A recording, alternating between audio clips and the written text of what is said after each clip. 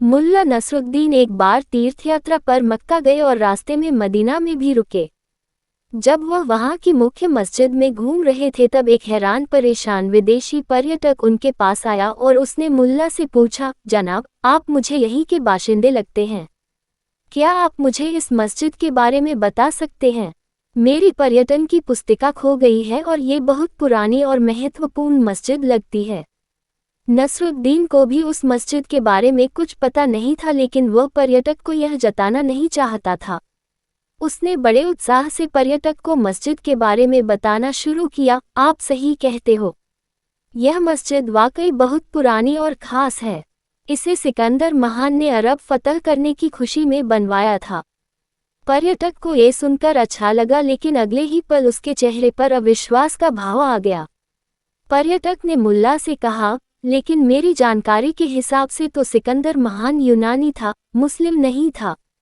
मुल्ला ने मुस्कुराते हुए कहा, तो आप कुछ जानते हो। दरअसल उस जंग में सिकंदर महान को इतनी दौलत मिली कि उसने अल्लाह के प्रति श्रद्धा प्रदर्शित करने के लिए इस्लाम कबूल लिया।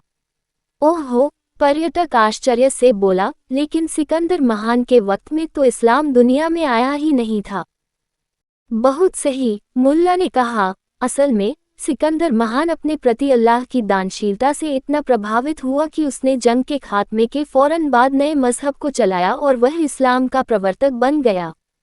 पर्यटक ने नवीनीकृत आदर के साथ मस्जिद पर अपनी निगाह डाली, लेकिन इससे पहले कि मुल्ला इस सबसे बोर होकर भीड़ में खिसक लेता, पर्यटक ने फिर से अपने मन में उठते हुए नए प्रश्न को उसके सामने रख दिया, लेकिन इस्लाम के प्रवर्तक तो हजरत मोहम्मद थे न?